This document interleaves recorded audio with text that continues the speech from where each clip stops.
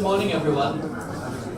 If you could please be seated, we'll get the program underway in just a minute. My name is Dhruva Jaishankar. I know many of you in this room, but for those of you who don't know me, I'm the Fellow for Foreign Policy here at Brookings, India. It's my pleasure to welcome you to Brookings, India, along with our partners, FICCI. We've been doing a few events, including last year, right after the U.S. presidential election with FICCI, and it's been really great to collaborate with them on a number of events related to U.S.-India relations, and try and provide us a more comprehensive picture, not just the big strategic issues that we worry about here, but also getting a business perspective and private sector perspective as well. We're here to discuss, of course, a meeting that took place 2 days ago in Washington, D.C. between Prime Minister Narendra Modi and President Trump. And of course, this got wall-to-wall media coverage, particularly in India, so to some extent there's not a lot more to say than what you've seen in the media, but I thought this would be a good opportunity a day to later to do a little bit of a deep dive into what are the implications, what were some of the surprises, what were some of the absences, the issues that were not discussed in this visit, and what does this mean for the broader US-India relationship going forward. We have an excellent panel here to discuss that.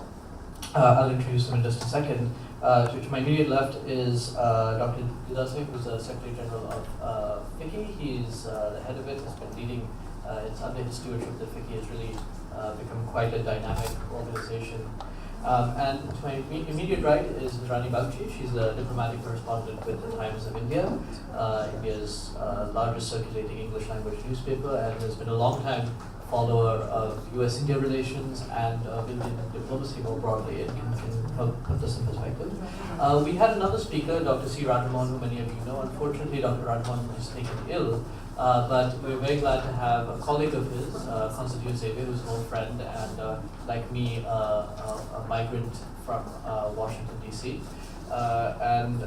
Tino studied at SAIS. He focuses a lot on India's relations with Europe, with Africa and the Indian diaspora, but amongst other things has become a bit of a television star in the last couple of days, commenting on the US-India relationship, about which he's very knowledgeable, and he can provide some larger perspective to the issue. So let me start off actually getting Tino's perspective. So I'll just have a few questions for all three. Actually, before I do that, I just want to highlight a few items that we've published that you can pick up outside. They're available. One is something I wrote a little while ago on India and the US in the Trump era that takes a kind of longer view of how Trump's election has changed, what the implications of Trump's elections are for different aspects of Indian foreign and domestic policy. The second item is a series of articles that were written in Mint that appeared over the last week between June 20th and June 23rd. On different aspects of US-India relationship. And each article was co-authored by one of us here at Brookings India, a scholar here, with a scholar at the Brookings Institution in Washington, D.C., a partner organization. And they cover four quite disparate issues: defense and security, education, energy, and trade, which was co-authored by my colleague, Executive Director Singh, who's seated right here. So I'd encourage you to take a look. Again, we tried to take a longer-term perspective, not just focus on the immediacy of the meeting that took place a couple of days ago. Finally, there's a little cheat sheet that we put together yesterday, which breaks down some of the contents of the US-India joint statement that was released by Trump and Modi, which just looks at what are some of the new initiatives, where they checked boxes for India's priorities, where they checked the boxes for some of the US's new political priorities. So I'd encourage you to pick some of these up on the way out. So without further ado, let me start off by asking Tino. You carefully observed the visit, the dynamics, the hugs, the joint statement that emerged. What are some of your takeaways in terms of what were some of the successes? What is the challenges ahead as well? Thanks, Dhruva. Great to be here, and in many ways be back in Brookings, where I learned a lot as a research assistant many centuries ago. I I think we had really low expectations about the visit, and that was good. After 10 years of a formidable relationship, which grew very quickly, very swiftly, and I think this was in many ways a success in that sense of visit, given the low expectations. But I think there's many challenges ahead, and I think there's, on the good side, and what explains what I would call the success of the visit, you have long-range factors which just keep this relationship going. I think two main factors. One is of course the rise of China, which naturally, if you look at historically, is going to bring these two countries together and is going to keep bringing these countries together and other countries. And the second one, just the nature of these countries, the democratic nature, the shared values. You see the joint statement, several references. I think President Trump makes 5 or 6 explicit references to democracy, shared values, our common urge to represent the people. So there's various references to that liberal nature of both these countries. And then you have very short-term factors, like explaining this relationship picking up again. I think terrorism is definitely one. A lot of focus on Pakistan, which I think this goes way beyond Pakistan. There's a lot of intelligence sharing going on. A lot of concern about extremism, radicalization, and then of course personality, which you mentioned, is another short-term factor. But I think the most important factor is actually driving the relationship beyond to long-term factors, China and values and terrorism. What I call mid-range factors. I think the issue that you have now, established advocates on both sides engaged in strengthening this relationship. And that's a product of really 10 years of very strong outreach on both sides. I think on the bureaucratic side, you have now about 40 plus dialogues at which the US represented the assistant secretary or above. So many of these bilateral dialogues spanning politics, security, cyber, intelligence, economics, science, technology, people-to-people contacts. You have now the business side, 500 companies here present in India. The Indian FDI in the US is now among the top 10 fastest growing. So you have a strong business-to-business connection. And you have, of course, a lot of civil society, people-to-people contacts, and of course the diaspora playing a very important role. So I think those advocates of the relationship have been there. They've been cultivated, particularly from the Indian side of the last 10 years. A lot of outreach efforts from the Indian side and the Indian bureaucracy towards these various constituencies. And let me just finish by highlighting, I think, what has been particularly what shows the strength of relationship in these past 6 months. You have a president coming in who's brought a lot of question marks, who, despite his campaign, normalizes with China quite quickly, who, despite his campaign promises, fails to re-engage Russia, who had, there was great expectation, but after November, December, I think it becomes clear in India that there are certain question marks and certain concerns about President Trump. And despite that, I think you had a real outreach happening the last 6 months, but going back from Prime Minister Modi the last 3 years of his tenure. So you have Prime Minister Modi visiting Washington now 3 times. He's addressed the joint sitting of the House of Congress, and I think that was a very important moment. He went to the Arlington National Cemetery, spoke again about democracy and values, which was very well seen in the US. And now on the run to this visit also you had, I think your colleague Tanvi Madan, a very interesting tweet looking at the outreach efforts from the Indian government.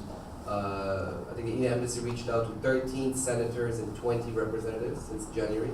The foreign secretary visited several times DC in the last few months. You've had, since January 3 congressional delegations visiting India. So it was a lot of work in the run-up to this visit, which I think paid off.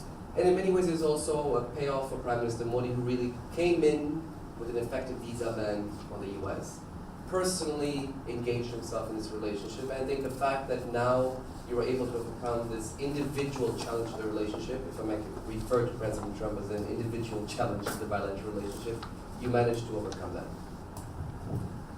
Thank you, Tino, for the nice broad overview, and I think we tend to either look at very short-term factors or some very long-range factors, and I think it was nice to insert a little bit of the medium-term thinking into this as well. Return to Indrani on some of the deeper stuff. What were a few surprises for you in terms of particularly positive surprises on this, and then what were some of the things that were really left out? I think in some ways there were a lot of issues that were really notable by the absence of being discussed. Yeah. Thanks, Dhruva. I would say the sharpest language was reserved for terrorism in Pakistan. It was sharper than what we have seen in joint statements with the US in the past few years. And just the description of Pakistan as a safe haven or a sanctuary for terror was new. It showed to my mind the direction that the policy review that is currently underway in Washington on Pakistan and Afghanistan, that might be heading, the direction that might be heading. And we already got a bit of a flavor of that when the Defense Secretary General Mattis and Rex Tillerson spoke in Australia. They were unusually clear of what they wanted to, how they wanted to see the policy in that region go. And I suspect, and I think this is a piece of that larger policy that might be unfolding in Washington in the coming days or weeks. So yes, that was one. The designation of Syed Salahuddin as a global terrorist was very important from the Indian point of view.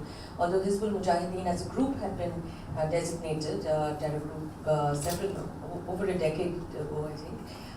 But Salahuddin was not, and that I think naming him as a foreign terrorist was an important signal.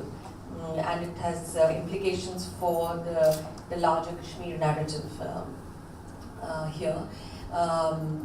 The new consultation mechanism for the listing of proposals to designate people as terrorists, I think is important if you want the two countries to be on the same page on global terrorism. I think the US has a similar program with Saudi Arabia because they do coordinate listings of terrorists, and I think that might, something of that nature might happen with India. So that would be interesting. That is new. The other thing that I thought was interesting and new was the paragraph on OBOR, which almost sort of copy-pasted the Indian position of the statement of 14th of May. And so that was interesting in the context of the US's outreach to China, or sort of reversal of the big problems that had been created on the China front with Donald Trump. And so that was interesting. What it might also mean is another flip in the US approach to China. And I think we are seeing reports coming out of Washington about a new hardening of positions on China, courtesy, I think, led by the problems on the North Korean front. What was left out, what was interesting for me was the fact that in all these years, the India-US relationship has always been looked at in the context of the transformation of India itself. It took a certain sort of position during the Manmohan Singh years, and Manmohan Singh used to talk of the US relationship as a transformational relationship. That was carried over to Narendra Modi when he came in, and he too looked at the US relationship as a transformational relationship. And if you look at the joint statements over the last two and a half years, they were focused very deeply on the projects that are dear to the Prime Minister's heart, the smart cities, the education, the healthcare, etc. All of that is gone. This statement is completely shorn of all of that, and I think it is, and I think that is interesting, and it is interesting from the point of view of India's own policies and the US's approach to a lot of these things. We also don't see, as you mentioned, the DTTI. We do see the sale of drones, but we don't see the DTTI. So clearly there is a nuanced shift in the US position.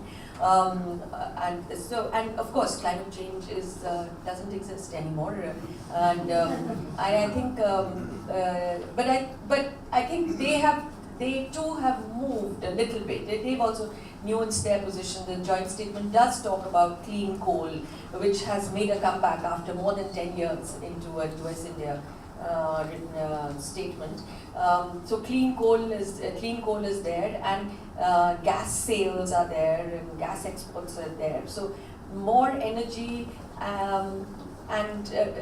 so more energy exports, less let's worry about the planet.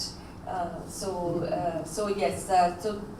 those are so the tone also was an interesting one, because it talked more about making our people prosperous, giving jobs to our people, rather than let's make the planet great again. So so on both sides.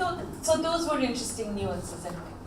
A quick follow-up on one thing again that was not mentioned and hasn't been mentioned since Trump's election is the joint strategic vision with India in 2015. But yet, a lot of the content from the joint strategic vision and the tone and tenor and thrust of it is really reflected in this latest joint statement. So how much of it, I mean, I guess the question I have for you is, how much do you think the spirit of the joint strategic vision has lived on, and is it really more because there's an association with Obama that's no longer included in the US-India context? Yeah, well, I think that joint vision statement of 2015, I think that has been preserved.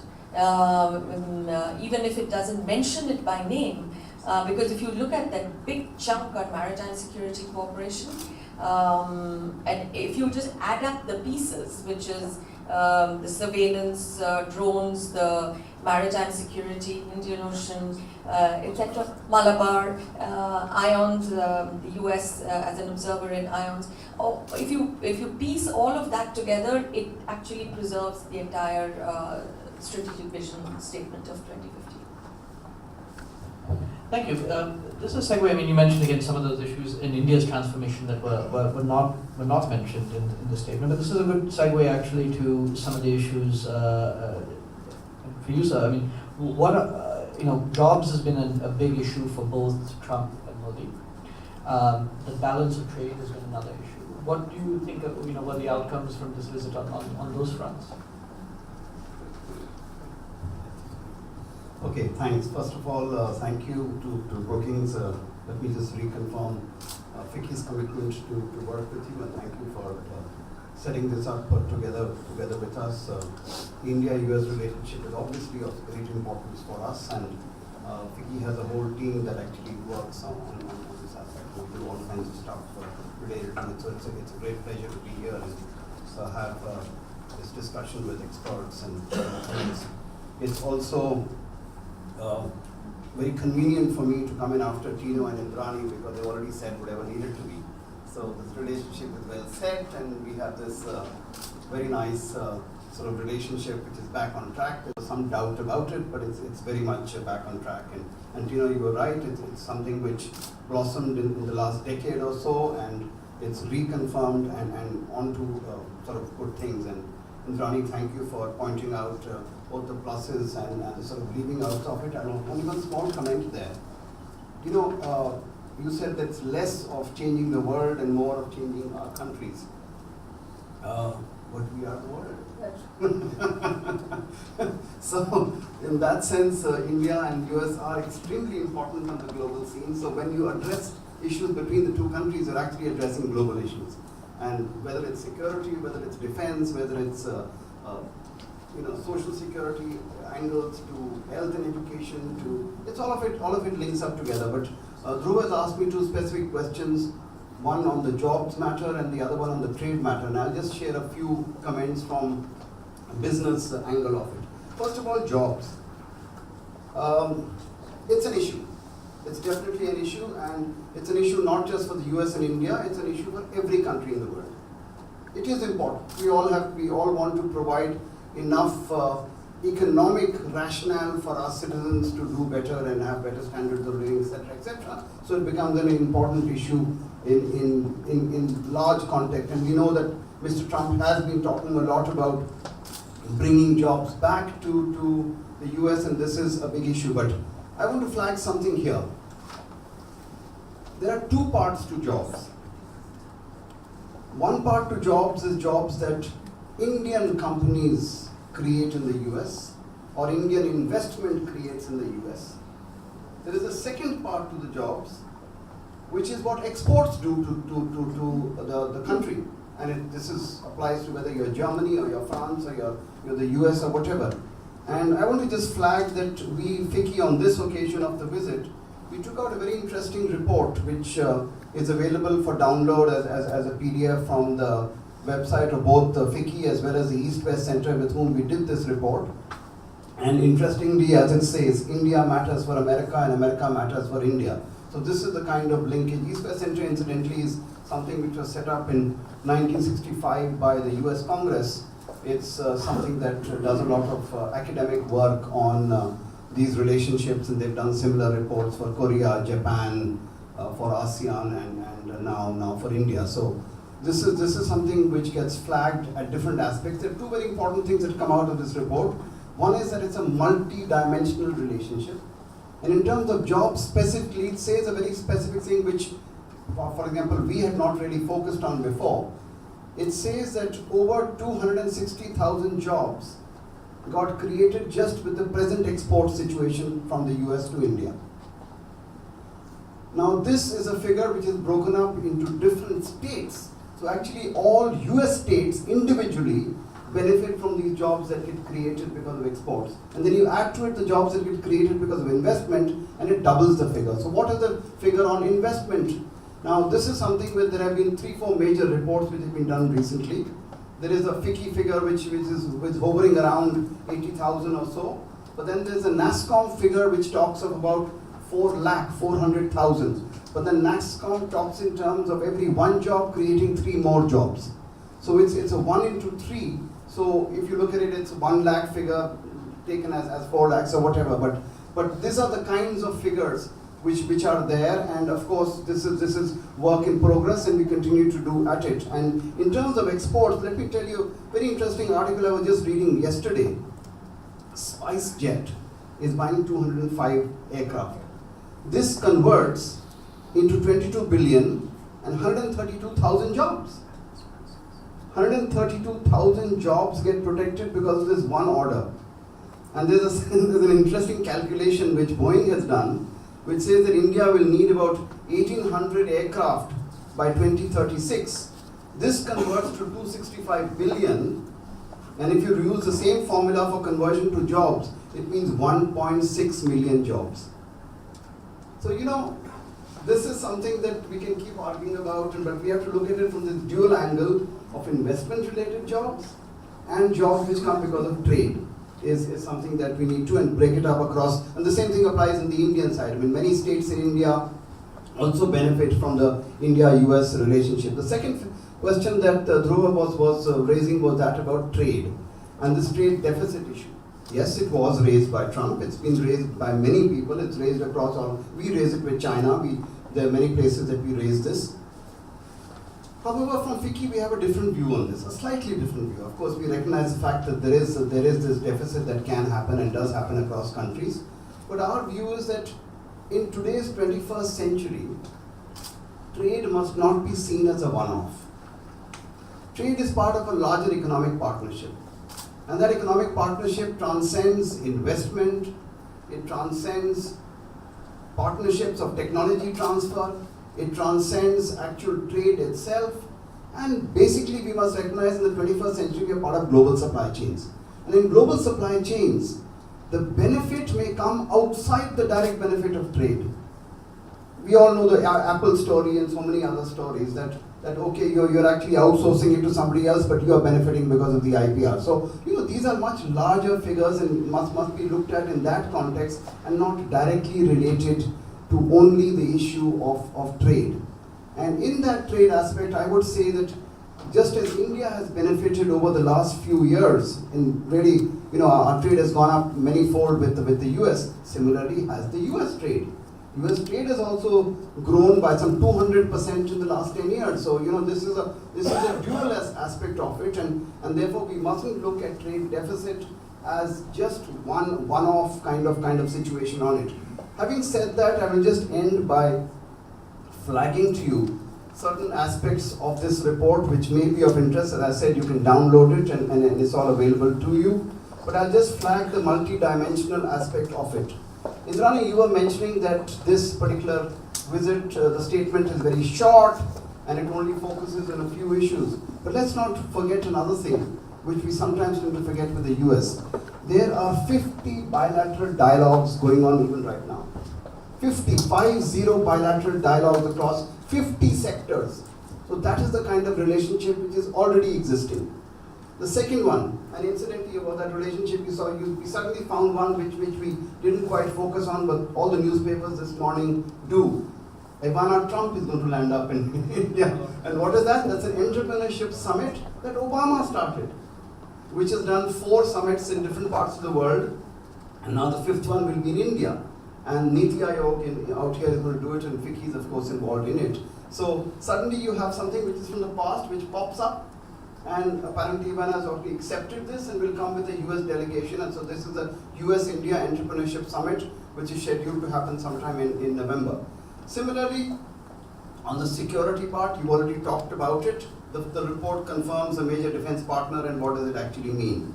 In terms of two-way trade, we've seen this, as I mentioned, 200% increase. And jobs on trade, I have mentioned to you. US investment in India has increased by 200% in the last decade. Travel and tourism, US is #1 source of tourists in India. We should not forget this aspect, so there's a much larger connection there. And that there are 3.5 million persons of Indian origin in the US. 3.5 million. It's a very, very large figure, the largest in the world, and therefore a very strong connect for across various states in the US, and you all know about how well they're doing there, so this diaspora connect is very important. Education exchange, India is the second largest source of international students in the US.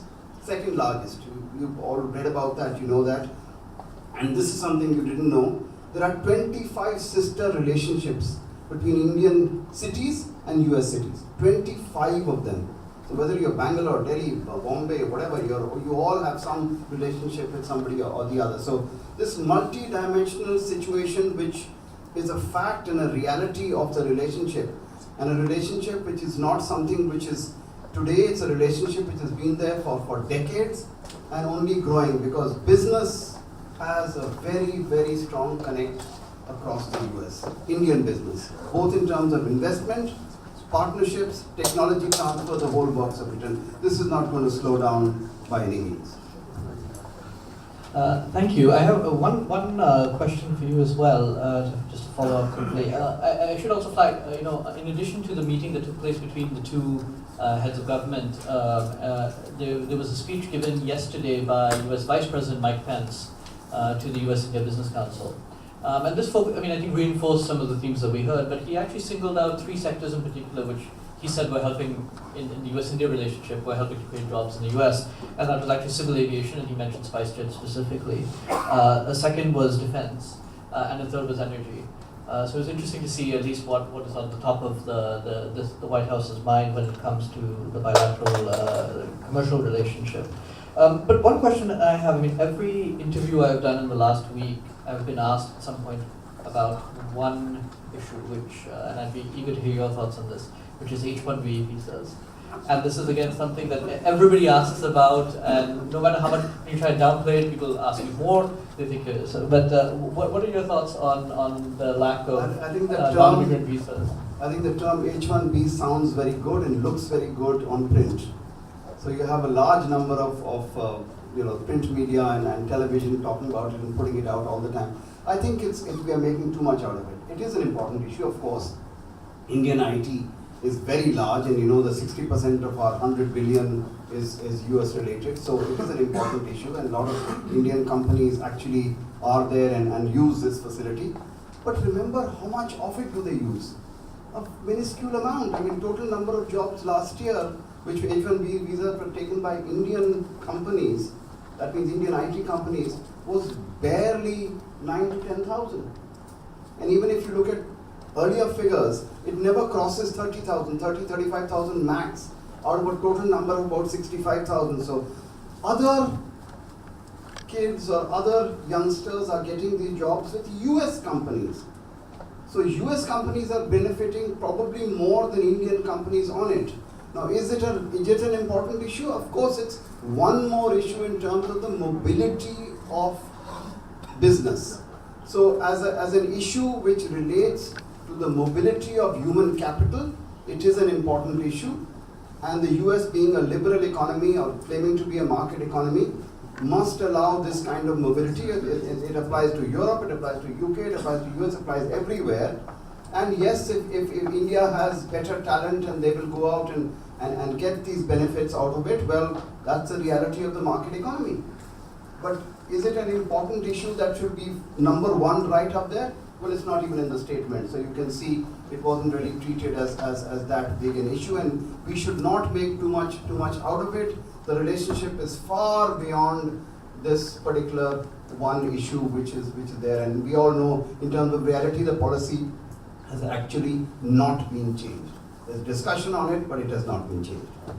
Thank you. That was a very clear, much clearer response than I could give a lot of people. Let's open this up to all of you. What I'll do is I'll take 3 or 4 questions, comments. Please keep your questions targeted to one or another speaker if possible, and please keep your comments short. So let's start as is tradition with General Chopra.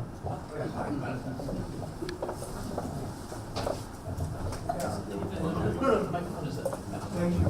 I want to go a little bit on H1B visas because I was with TCS and they took 10 years. I think it's a very good thing that there is a restriction on these H1B visas because we have started diversifying. We're going into Europe. We're looking at the domestic market, and those of us who are good in software, the Americans wholeheartedly welcome us because we use their hardware, our cutting-edge technology, we get their hardware back. That was the observation. Indrani, I want to ask you that, yes, Pakistan and China have both figures.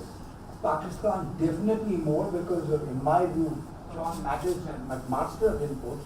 China only the over, and he skipped South China Sea because it was blocked a lot.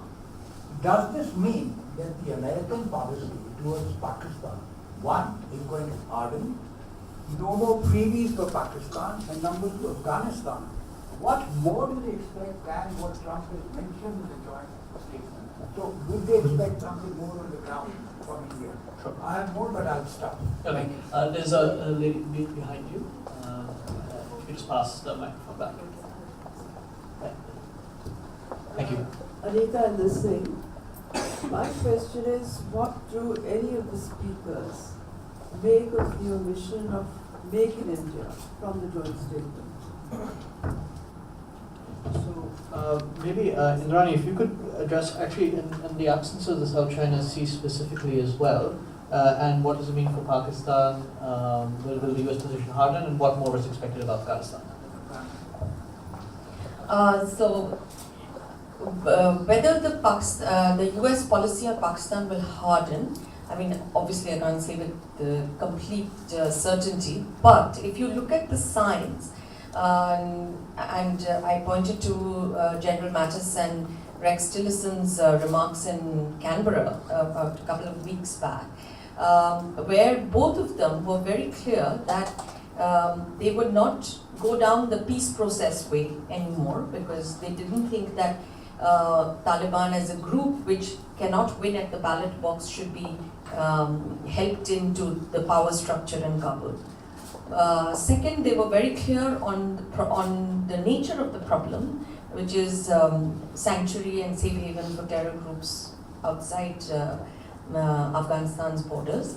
And there I think they were listening carefully to voices on the ground. Certainly General John Nicholson, who's the NATO commander and has been very, very vocal on the subject for some time. So if you sort of look at these remarks as sort of straws in the wind, I think you can look at a general direction.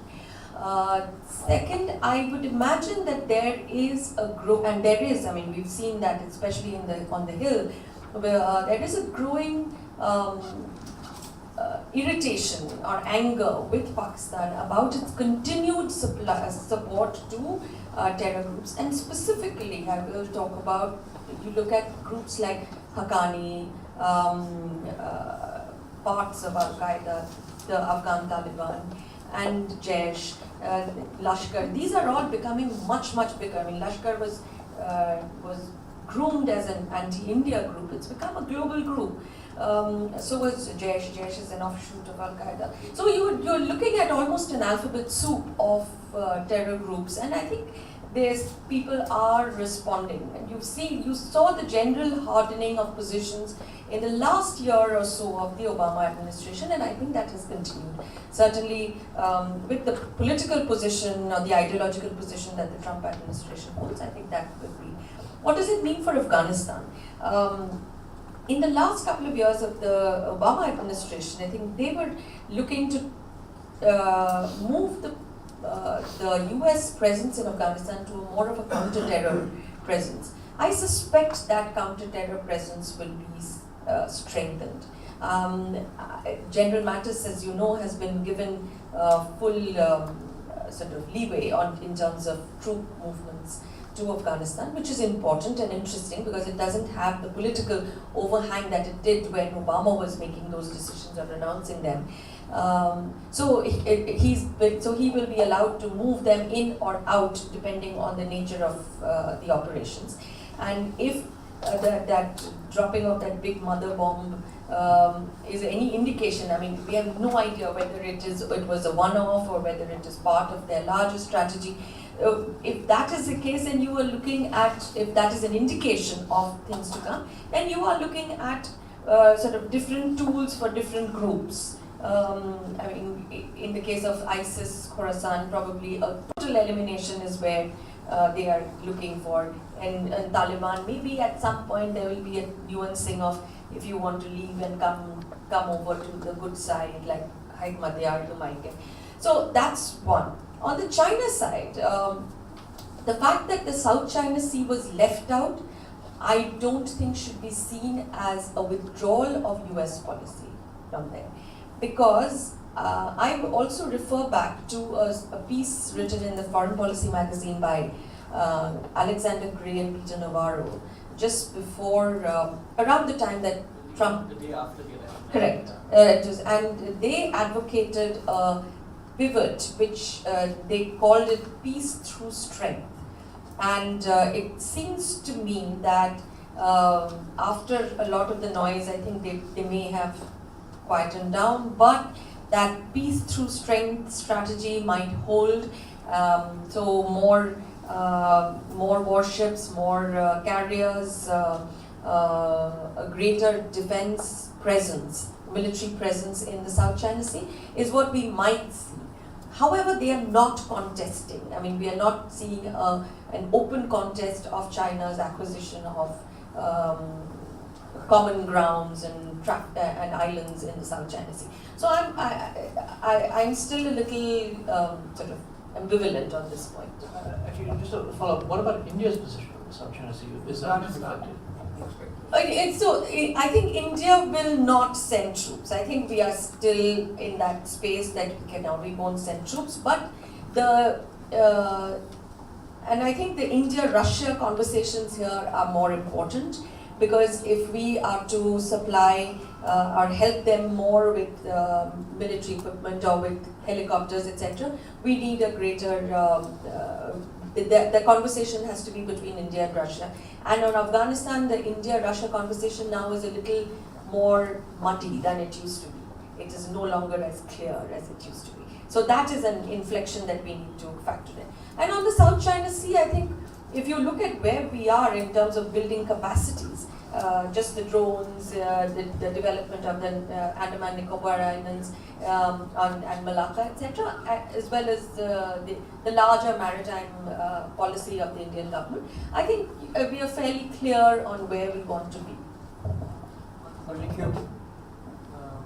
Yeah, very quickly on the two questions on this side. I completely agree with you that the H-1B visa, India needs to move up the value chain as well as diversify. But very quickly for information everybody that H-1B visa is not something which is new that we've talked about in Congress. It comes up for the last almost 7 years now. It's been coming up, and there are two parts to it. One is the number of people that will be given the visa, and the other is the salary level at which you'll be given. So there is a proposal to raise it to $230,000 US, and there's also a proposal to limit the number of people that get it.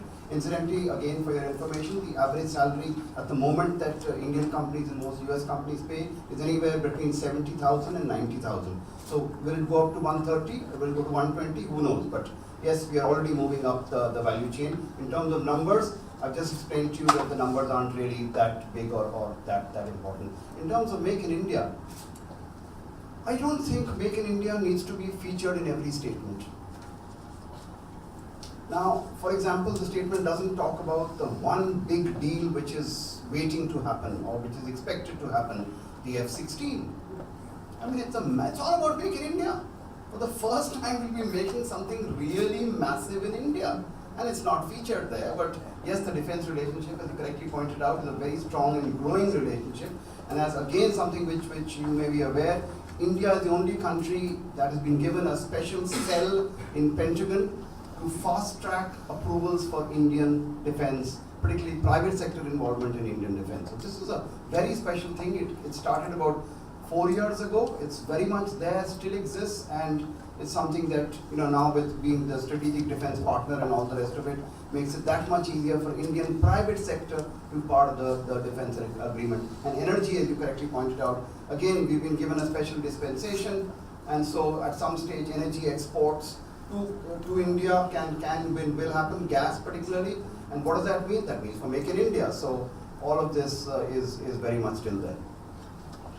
We have two questions in the front and one in the back. So. Thank you very much. I think basically a very brief comment really, and that is what said that we began the visit with very low expectations really, and I think that's a key point. There were doubts, both I think at least in India, whether the partnership between India and the US that had evolved over the last 10 years will continue to be emphasized in Washington to the same extent or not. And I think the overall visit and the statement clearly reflects that the partnership is intact. And we don't need to go into details of trade, economy. Those are the matters of details. They don't always get reflected in one statement. But clearly, both are interesting. My question to Indrani and to Tino really is, this curious inclusion of DPRK in the joint statement, was it really aimed at China? What was actually aimed at strategically? I can just pass it on. Good morning. First of all, thank you so much. If you could just speak into the microphone, please. Wonderful and enlightening again. And my question is very simple. We have seen, I want to ask a question regarding Trump's domestic policy as far as India is concerned, because we have seen that the MMT combination, that is McMaster, Mattis and Tillerson, have differed with President Trump on various issues and India being one of them.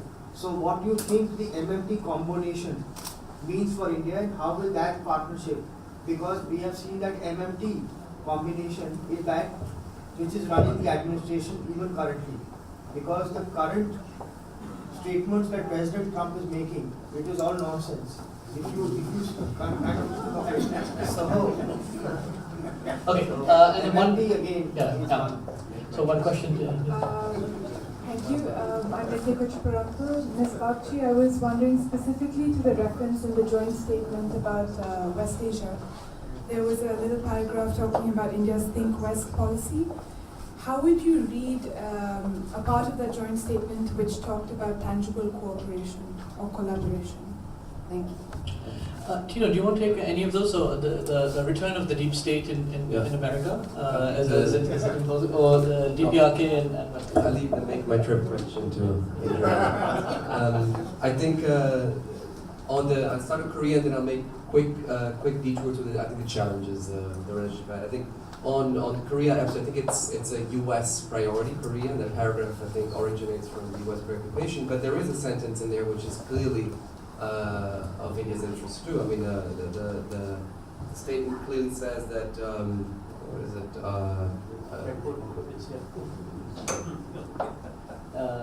Holding accountable all parties that support North Korea's weapons of mass destruction programs. You saw the New York Times report recently and about the capacity of China to do more to control that nuclearization of Korea. And I think that comes, I would suspect, comes also from the Indian side. It's something at least which is convenient and good for the Indian side. I think I started on a very positive note. I think we've all agreed that the relationship is alive and continues. But let's end these handshakes and hugs, because I want to take the gloves off and say a few words about the rocky road ahead, and the problems of the relationship. So the fact that all went well and better than we expected doesn't mean that we will continue on this road smoothly. And I think there's four main challenges. First one is a word we heard a lot in DC a few years ago, which is plateau. The plateauing of the relationship. So the fact that you are losing steam we may just be continuing to do what we've gone used to. You may continue selling drones, which is a decision taken by President Obama, the Guardian drones. It's actually not a decision of this administration. So maybe you have on the Trump's administration side, the White House, a bunch of people saying, okay, the Indians want to take all these things and make this very punchy joint statement, give it to them, we're comfortable with aggressive language, put Pakistan in, which is something I consider in that. But maybe it was a lot of Indian pressure, and maybe a few people around Trump said, yes, okay, let's make the statement, it's fine. And it sounds like a very aggressive and good statement, but maybe the investment in the relationship is going to decrease. And I think that's a challenge for India, that's worrisome ahead. So maybe it was just, for India to score a few domestic political points, everyone's very happy here now, but if you look at the long-term engagement, it may be falling back. Second is, I think India will need to take the initiative. And this is something new. You've had 10 years in which the US has been prodding, has been investing in India, pushing India on various fronts, do more, become a net security provider, modernize your military, always the US pushing. I think those days are over. I think the realization here in Delhi is very clear that India will have to take the initiative, will have to think out of the box, come up with ways to reach out to the White House and say, here are things we need to do together, here are things why we are important to you, which we've seen in this visit already, I think a lot of that work. And this is the way ahead. So this means pushing bilaterally. This also means pushing on the Indian side for flexible trilateral and quadrilateral mechanisms of alignment with the US, with say Japan, Australia, other countries. So you'll have the Indians taking the initiative to connect, say, the US-Japan connection to the India-Japan connection now, to create more of these trilateral mechanisms. And finally, you're going to have to develop alternatives and take a more aggressive stance on the May 14th statement about connectivity, which is very interesting on the Indian side. You have a list of 8 criteria set up by the Indian government of how connectivity should ideally look like, but now you have to walk the talk, right? You have to be able to apply those same criteria of what is sustainable connectivity to your own projects and work with other countries together. And I think the third challenge is the importance of bureaucracies. We have an unprecedented centralization of American foreign policy now in a single individual. It's always been highly centralized, but we have really the capacity of one person to hijack bilateral relations with one tweet. So what you have here is, before you had a very clear strategic direction set out by President Obama, so a top-down approach, and the bureaucracy playing along, State Department, which was often very reluctant about certain security cooperation with India, coming around and doing more, but it was always more of a top-down approach. And I think what's going to happen now, this is a challenge, to see the capacity of the US bureaucracy to have a bottom-up approach and to lobby the White House to say, we need to push harder on India, we need to keep this relationship going. And I think some of this happened already over the last few weeks. We've seen this, Defense Department in particular, pushing the White House to do more and keep these sales going on, particularly with the drones. But that's going to be very, very important, because it's very important for the India-US relationship. It's not so important for the US-Russia or US-China relationship, which is much more centralized at the top level, because these are autocracies with centralized foreign policy making in Beijing and Moscow. On the Indian side, the real richness, the wealth of the relationship comes from these interbureaucratic links between various ministries on this side and the various bureaucracies on the US side. And that remains to be seen, the capacity of also Trump delegating maybe to his bureaucracy some autonomy. Go on. He likes to do that on some issues, right? On Afghanistan, we're seeing that. He's saying, go on. I mean, I'm fine with some type of surge. You go ahead and do that. I don't want to micromanage that. But the capacity to do this is going to be a real test of relationship. And finally, the last point is, I think India will need to develop a plan B. Worst case, it still can go badly, the US-India relationship. Maybe we'll have, a president in DC who's going to neglect this relationship. In that case, the plan B, in particular to balance China, which is the main structural objective of India, only has two possible solutions. One is the one you've been adopting here, which is external balancing. Hang out with other states, like-minded middle powers. Again, Japan, Australia, and find some type of coalition on that front. But the second, you can't only bank on that. I think the second one is you need what's called internal balancing, which is economic reforms. So when President Trump says, the trading relationship needs to be fair and reciprocal, and Indian barriers need to be removed, this is not just an American bilateral preoccupation. I think this should also generate a bit more of debate here in India of how you need to reform the economy, open it up, in order to have greater capacity to provide connectivity with your neighborhood, invest abroad. You cannot rely on Japanese investment only in Bangladesh and just give a soft political power to that. You have to have that ability. I think that's going to be a major challenge for the relationship. This is Plan B. Indrani, I want to turn it over to you, but just one more wrinkle to all of this. I interpreted part of that North Korea statement, at least, and part of India agreeing to that language, to actually be directed against Pakistan.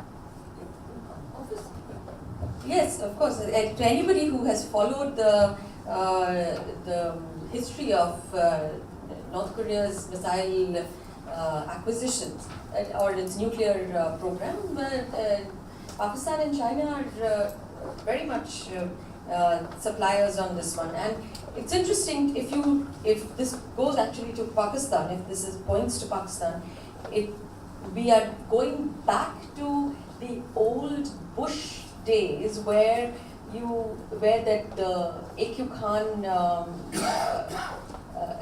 targeting had happened for a while, and then that petered out. So we may well be going back to that, but that was definitely an interesting point. Tino, I actually completely agreed with you, which is why the question that I had in the joint statement, and I don't know enough of it about it, so I have the question, which is this line that said market access for agriculture sector. Which is a holy cow as far as I know in India. We would have prostrated ourselves everywhere else but give market access in agriculture. And suddenly we find it in a joint statement with the US, which is a question that I have. I don't know what it means because there are no details in this. And on that, I do agree with you on the plateauing of the relationship. That it is like Malabar. Malabar is a plateau, frankly. We've achieved all we need to achieve in terms of exercises, etc., etc. The next level will only come if you sign those foundational agreements, and then the depth of that. But I'm not sure where we are on that one. On West Asia, the thing is, we used to have a West Asia dialogue in sort of 2010, 2011, thereabouts. We had a West Asia dialogue between US and India. That fell into disuse in the same way that an East Asia dialogue also fell into disuse. We used to have an East Asia, very robust East Asia dialogue when Kurt Campbell used to be the Assistant Secretary in the US State Department. And the West Asia dialogue came about as a result of the Arab Spring around 2011. So, but both of them have disappeared, and so it may be a revival, but it may also be because India is now actually more interested in crafting a policy on West Asia that is different from the diaspora and remittances and stuff So, which means that sooner or later India will need more intelligence, information, knowledge about the dynamics in West Asia, where Indian policy intersects with the US, where it converges, where it diverges. And that conversation, I think, is very important, because just off the top of your head, the US position on Iran and our position on Iran are very, very different. So I think that's a conversation that we should have. I'm not sure what the depth of that conversation is right now. I mean, who would be tasked with that conversation, and what is the level of the conversation? That would be important in my opinion. Do you want to just address, there was the agricultural market access? Before the agricultural market access, can I just quickly add a little point to what Indrani was just mentioning? You know, as you can see from what Indrani was just putting out, and of course what Tina has also put out, diplomatic relations, security, governance, all these are very, very complex issues. And there are lots of things that connect up, and you have to know this and know that and all the rest of it. Business is very simple. In business, there's only one objective: make money, nothing else. Now, in that process of making money, in a market economy, you have to compete. So in that context, Indian and US business will continue to compete, so the challenges will remain. They're not going to go away. If I can manage to sell something or get something at a better return than a US company, I will do it. That's the mechanics of the market. And in that context, what you are mentioning, Tino, I entirely agree with you. Your plan B, which you mentioned, we need a plan B which is more domestic in nature or more internal in nature than a plan A which is dependent on taking a global position. I think our plan B is a combination of A and B, where we continue to take an international position on these very complex diplomatic issues, but we become a strong economy. And the only way to become a strong economy is when Indian private sector really becomes strong. We have already become fairly strong, but as we rise more and more, and there your domestic reforms is an important issue, because things like logistics, all this whole infrastructure, all these things begin to kick in, which impact the competitiveness of Indian business. But at the end of the day, in a market economy, whether you're in the US, whether you're in Europe, whether you're in India, it is competitiveness of individual companies that matter. And that competitiveness is something that I believe Indian business is today willing to take on anybody, anywhere in the world, and will continue to, and that applies as much to your question on agriculture market access. Now, agriculture market access is a sensitive issue, as you correctly point out, in India, but it's a sensitive issue in Europe. It's a sensitive issue in USA. They don't provide agriculture market access. They're constantly banning from prawns to mangoes to whatever else all the time. So it's a complex issue in any country because it's a political issue. We all know that the constituency of the farmers on agriculture is a very strong constituency. I mean, Switzerland to this day determines what type of, whatever cattle can be there, and what special things they need to have around it, from the bells that they hang on their neck to the import or export of meat. So these are important, these are very, very important issues. But will we in India provide market access? Now here you're raising a much larger question. A much, much larger question, and there I think Tino's point of domestic reform is very important, because from FICCI, for example, we've been talking about agriculture reform for years, and we'll continue to talk about it, and at some stage it will kick in, and I'm sure that you have more to say on that in terms of the domestic reform agenda. But it's not going to be easy, but we'll still keep plugging at it. So. No, I think just a comment on the agriculture issue. During the negotiations in WTO, the US agriculture sector was very keen on market access and identified certain products which had high tariffs, standards applied in a non-transparent manner, etc. And also the practice of the tariffs varying very much. So if you see some of the letter of some of the chairpersons of the committees in Congress to the White House before Modi's visit, if you see some of the speeches made by those who are looking at high tariffs in countries where high trade deficit prevails for the US, a number of agriculture products figure there, and India's agriculture products. So it becomes a focus. In India, we have this practice that if we don't have, if we want imports to stop, some year we just increase from 0 to 100 or 0 to 50 the tariff, which is another factor which they want to address.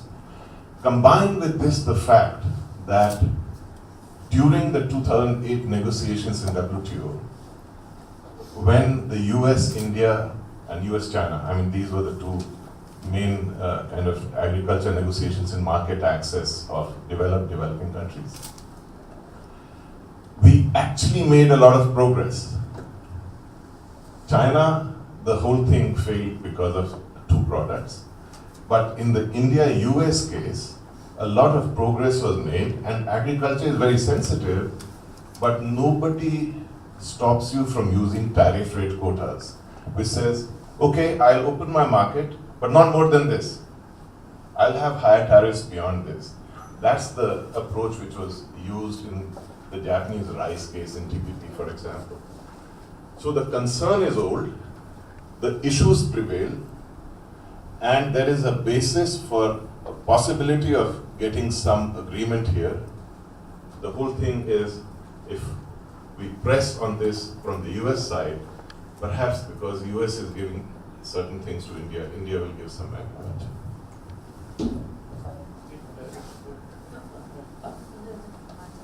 Oh, I see.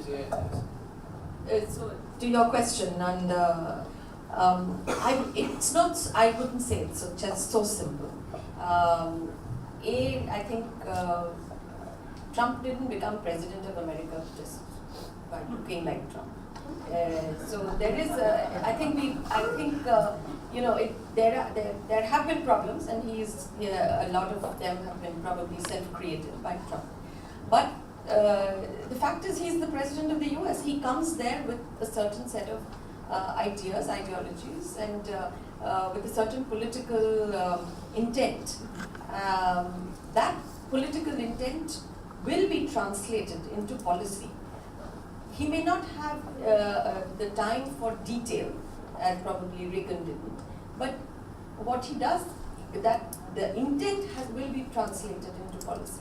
And therefore, to believe that it is McMaster, Mattis, Tillerson and Kelly who call the shots, I would say that that's not completely accurate, because the US is a democracy like we are.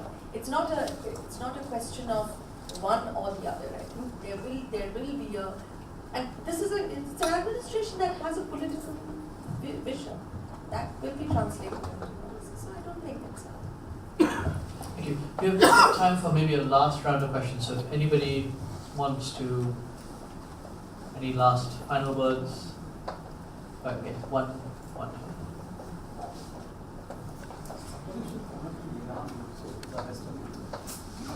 I just wanted to ask more about what your thoughts are on India and US's cooperation on the connectivity in the region.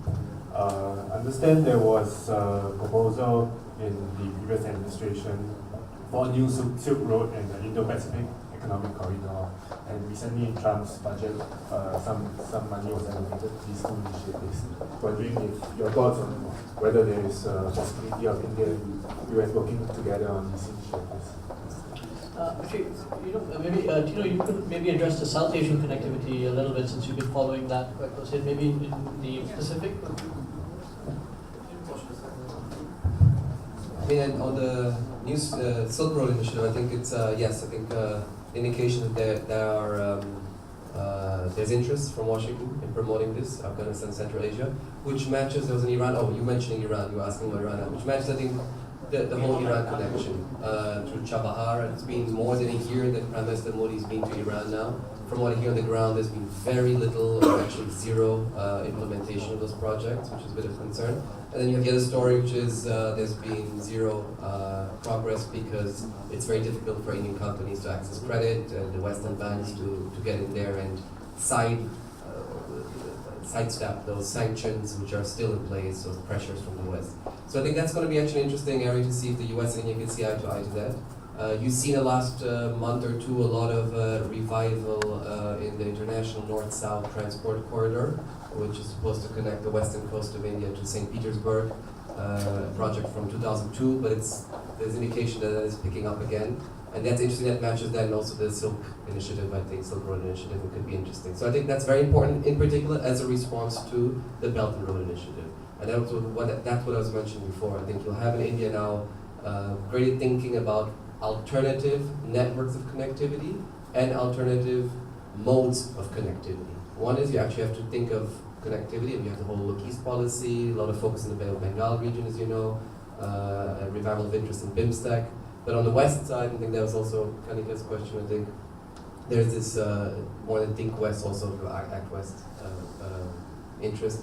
And that's going to be a very important test for DC, Delhi, if they can find a way to work through Iran in that way, and through Russia in many ways. So on the Indo-Pacific, connectivity on the Indo-Pacific, I think we have a terrible record. But I think that's probably why it makes sense for it, and I think that's where the conversation was about internal reforms and sort of, but that's where the India-Singapore, India-Japan relationships come into play. Having said that though, I still believe that we really need to work much harder at improving the quality, effectiveness, timeliness, implementation of our own projects in the region. I think we have flogged this particular question on the East-West connectivity in the Indo-Pacific side. Whether the US will get into this, I don't know. I would say probably not in this. I know that it was part of it in the budget, but I don't think they have the interest to do on-the-ground connectivity projects in the same way that Asian countries do. And about Iran, it's a long subject. Long subject. One more question. My question, so basically in the recent times there has been a lot of talk about it, has been making rounds that probably, as you said, that there's a need for trilateral agreements on conversations.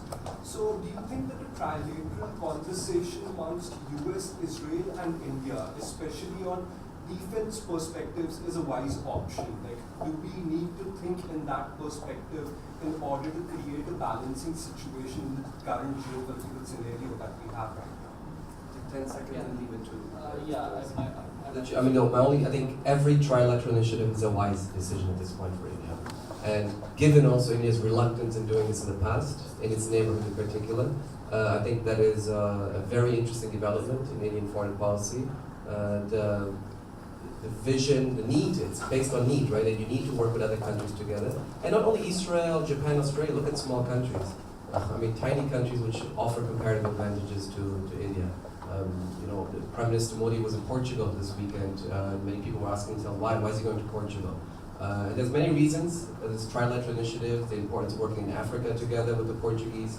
So you have this vision now in Delhi that you need to work trilaterally wherever it works. You're shopping around, and I think that's a wise decision. I would slightly differ from Tino because one thing to flag is I think trilaterals are generally weaker than the three constituent bilaterals, meaning two countries have a common agenda. When you add a third country, that agenda generally dilutes. Again, there's some exceptions to this, and in the trilaterals that have worked and where there's a shared concern and shared objective, they can be extremely valuable, and not just trilaterals, but other configurations as well. But I'm a bit hesitant about the sort of desire to plunge into trilaterals for the sake of it. And sometimes again they serve a primarily political signaling purpose, which is fine, but I think we need to be conscious that is the purpose of it. To your specific point on the US, Israel, India one, and that may be problematic for a few reasons in the sense that Israel and US are sometimes competitors when it comes to the Indian market. So drones is a particularly good example of this. At the same time, of course, Israel needs, because of supply chains, Israel also needs a level of cooperation. In fact, the lowering of export control barriers from the US has actually helped Israel considerably with the Indian market. But I'm not sure a trilateral makes sense. But again, the situation particularly to India's west is quite fluid, so there might be contingencies that are about it.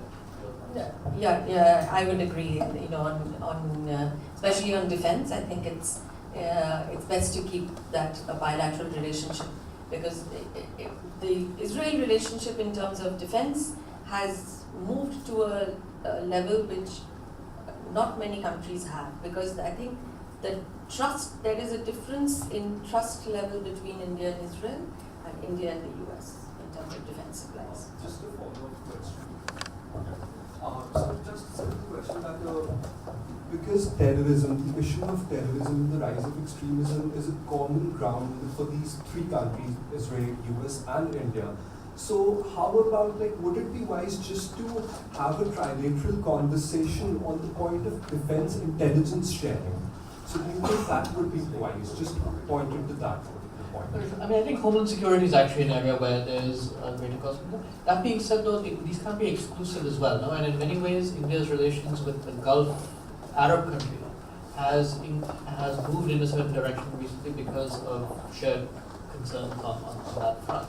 So, you know, by having a exclusive dialogue with Israel at the exclusion, so that is one area of common ground. Economic issues actually is another area. And I was just wanting to comment on the economic part of this trilateral and other relationships. You know, what do you need for business? You need three things. You need money, you need technology, and you need partnerships. Now, whether they come trilaterally, bilaterally, or multilaterally, it doesn't matter. As long as they come. Business will take a view, whether it's a defense business, or whether it's startups, or whether it's manufacturing, will take a view which is in the interest of business. And in that context, I don't think in the 21st century we can say that trilateral is good or not so good. I mean, China's OBOR is multilateral, it's 60 countries, but 60 countries done bilaterally, with some combinations within that, coming in and coming out. So, I mean, India has also recently announced in the Africa Development Bank initiative in Gujarat, which happened about 2 months ago. We talked about an India-Africa corridor supported by Japan. So, you know, these are these combinations which are coming up all over the place. But at the end of the day, it's all about providing commonality of economic interest. If that works, it works. If it doesn't work, it's going to come to a grinding halt. That's the way it works. Thank you. We're out of time. Thank you all for participating. I'd really like to give a warm thanks to Constantino from Carnegie, India, from Dr. Didar, Singh, and Bagchi. I think we heard a lot about the positives. I think there's a certain palpable relief. We also heard, I think, a lot of the issues that were not covered, things skepticism, I think moderating our expectations going forward. So in some ways, I'm thankful to all of you for what a nice balanced take on recent developments. Again, please join us outside for some coffee and tea and biscuits. And feel free to pick up all of these publications that are available outside, as well as endorse this the India Matters for America report. I haven't seen it myself, but the ones on ASEAN and Japan and Korea are very good. So congratulations. Thank you.